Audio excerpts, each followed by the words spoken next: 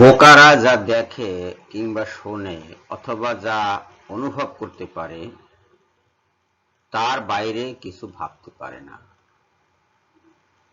বোকা কিন্তু ফাজিল শ্রেণীর লোক তাই প্রশ্ন করে যে যাকে বাঘে খেয়েছে তার কবর আযাব কেমনে হবে, যাকে আগুনে পুড়িয়ে মারা হয়েছে অথবা যে ডুবে মরে গেছে, যার লাশই খুঁজে পাওয়া গেল না, তার কবর আযাব কেমনে হবে। তার মানে তাদের ধারণা যে ওই লাশটির উপরে আযাবটি হয়। আসসালামু আলাইকুম বন্ধুগণ। ফাজিল দুই ধরনের, আরবি ফাজিল আর বাংলা ফাজিল। আরবি ফাজিল মানে ফাজেল পাশ করা ফাজিল, আর বাংলা ফাজিল মানে অতিরিক্ত বুদ্ধিমান লোক, যে সব কিছুর মাঝেই একটা ছুতো খোঁজে। এরা প্রশ্ন করছে যে যার লাশ পাওয়া গেল না খুঁজে, তাকে তো দাফন করাই সম্ভব হয়নি, তার কবর আযাবটা কিভাবে হবে। তার কবর আযাব তো হওয়ার কথা নয়, তার মানে কবর আযাব নাই। তাদের প্রশ্নের অর্থ হলো কবর আযাব নাই। প্রশ্নটা প্রথমে শুরু করেছিল নাস্তিকরা, মুরতাদরা, আরজ আলী মাতুব্বর, হুমায়ুন আজাদ, তসলিমা নাসরিন, দাউদ হায়দার, এদের মতো লোক। কিন্তু বর্তমানে এই শ্রেণীর লোক, এই যে টুপি দাঁড়িয়ে আছে, মাদ্রাসায়ও কিছুদিন পড়ালেখা করেছে, এরাও এখন এইসব প্রশ্ন করছে। তাদের প্রশ্ন হলো যে পানিতে ডুবে যে মারা গেল কিংবা আগুনে পুড়ে যে মারা গেল, তার লাশ তো পাওয়া গেল না, তাকে কবরই দেওয়া গেল না। বাঘের পেটে যে চলে গেছে তারও কবর হয়নি, তাহলে এদের কবর আযাব কিভাবে হবে। কবরই যার নাই, যার লাশই কবরে রাখা গেল না, তার কবর আযাব কি করে হবে, এই হলো তাদের প্রশ্ন। কোরআন বলে কবর আযাব চলছে, কিন্তু জাহিল বলে সব মিছা কথা, কোনো কবর আযাব নাই।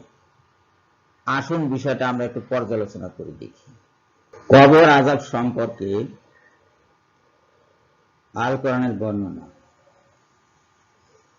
এটি পাবেন আপনারা আল ফিকহুল আকবর, হযরত ইমাম আবু হানিফা রহমাতুল্লাহ আলাইহির এই গ্রন্থে কবরের অবস্থা সম্পর্কে আল কোরআনের বর্ণনা। আল কোরআন কবরের অবস্থা সম্পর্কে বর্ণনা দিয়েছে, হাদিসে তো আছেই।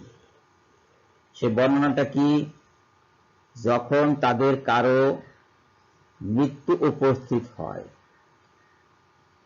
তখন সে বলে, হে আমার রব, আমাকে পৃথিবীতে পুনরায় প্রেরণ করুন, যাতে আমি ভালো কাজ করতে পারি যা আগে করিনি। কিন্তু কখনো এরূপ হবার নয়। এটা তার মুখের উক্তি। তাদের জন্য রয়েছে বারজাক, যেখানে তারা থাকবে পুনরায় জীবিত হয়ে ওঠার দিন পর্যন্ত। এটি 23 নম্বর সূরা, আয়াত নাম্বার হলো 99 ও 100। এই আয়াতের লক্ষণীয় বিষয় হলো যে এটি কবর নিয়ে কথা বলছে না, বাঘের পেট কিংবা আগুনে পোড়া ইত্যাদি নিয়ে কথা বলছে না। কথা বলছে তাদের জন্য রয়েছে বারজাক, যেখানে তারা থাকবে পুনরায় জীবিত হয়ে ওঠার দিন পর্যন্ত। এই বারজাক শব্দটি হইল এখানে সবচেয়ে গুরুত্বপূর্ণ। বারজাকে আত্মারা থাকে, আত্মারা থাকবে, দেহ নয়। দেহ নিয়ে মাথা ঘামানোর কোনো প্রয়োজন নাই। দেহ মাটিতে রাখলে, কবরে রাখলে মাটি হয়ে যাবে, বাঘের পেটে গেলে হজম হয়ে বাঘের রক্ত মাংসে পরিণত হয়ে যাবে, আগুনে গেলে পুড়ে ছাই হয়ে যাবে, পানিতে গেলে মাছের পেটে যাবে বা জলজ প্রাণীর পেটে চলে যাবে, দেহ থাকবে না। দেহ বলে এখানে কোনো ব্যাপার নাই। শাস্তিটা হয় আত্মার। আত্মা অজর, অমর, অবিনশ্বর, ধ্বংস হয় না, বাঘের পেটেও যায় না, আগুনেও পড়ে না, পানিতেও ডোবে না, রোগেও আক্রান্ত হয় না, তাকে ধরাও যায় না, ছোঁয়াও যায় না, তথাপি সে শাস্তি পায়। এখনই হয়তো কোনো বাংলা ফাজিল আবার প্রশ্ন করে বসবে যে যাকে ধরাই গেল না, ছোঁয়াই গেল না, তাকে শাস্তি দেবে কিভাবে। হ্যাঁ, সে শাস্তির ব্যবস্থা আল্লাহ রেখেছেন। ফেরেশতারাও অজর, অমর, অবিনশ্বর, এবং তাদেরকে ধরা যায় না, ছোঁয়া যায় না, তাদের দেহ নাই, তারা আত্মাকে শাস্তি দিতে পারে। তবে আত্মার শাস্তিটা একটু ভিন্ন রকম। আপনি দেখুন, একটা মানুষ দিনের বেলা বা রাতের বেলা হয়তো কোনো বাগানে, ফুল বাগানে কিংবা কোনো পার্কে ঘুমিয়ে আছে, সেখানে বসে সে স্বপ্ন দেখছে যে সে আগুনে পুড়ে মারা যাচ্ছে এবং কষ্টও পাচ্ছে সে।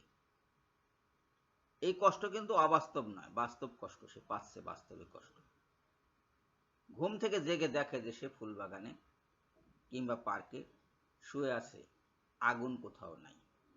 শাস্তি কিন্তু তার স্বপ্নের ভিতরে হয়ে গেল। বারজাক অর্থাৎ মরার পরে যে জগতে মানুষ বা প্রাণীর আত্মা আল্লাহ পাক রাখেন, সেই স্থানটির নাম হলো বারজাক, আলমে বারজাক। এই আলমে বারজাকে শাস্তি যেটা হবে, এটা আত্মার শাস্তি হবে। সেটা স্বপ্নের মধ্যেও হতে পারে, স্বপ্নের মতোও হতে পারে। এটা স্বপ্নের মতো এই কারণে বলছি যে আল্লাহ পাক আল কোরআনে বলেছেন যে কিয়ামত যখন সংগঠিত হবে তখন আত্মারা দেহের ভিতরে প্রবেশ করবে, নতুন করে পুনরুজ্জীবিত হবে দেহ, এবং সেই দেহ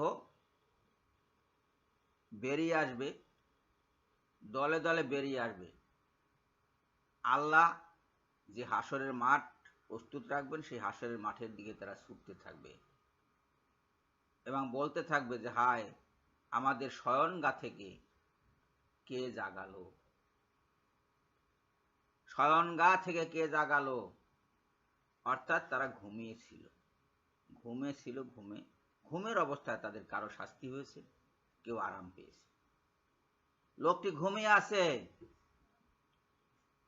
তার বান্ধবী ওখানে আসেনি, কিন্তু দেখতেছে যে সে বান্ধবীর সাথে মিলন করছে, আরাম পাচ্ছে, আনন্দ পাচ্ছে।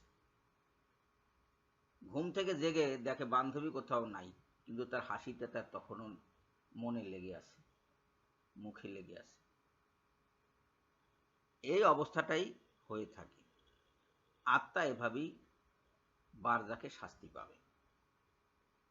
এবং মাটি বা বাঘের পেট অথবা আগুন অথবা পানি অথবা অনুরূপ যে কোনো বিষয়াদি যাই থাকুক না কেন, সবই দেহকে শেষ করে দেবে, কিন্তু আত্মাকে শেষ করতে পারবে না।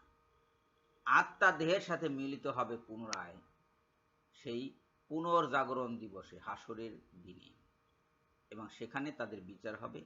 যাদের পুরস্কার দেওয়ার কথা তাদেরকে আল্লাহ পুরস্কার দিবেন, যাদের শাস্তি দেওয়ার কথা তাদেরকে শাস্তির জগতে জাহান্নামে পাঠিয়ে দিবেন।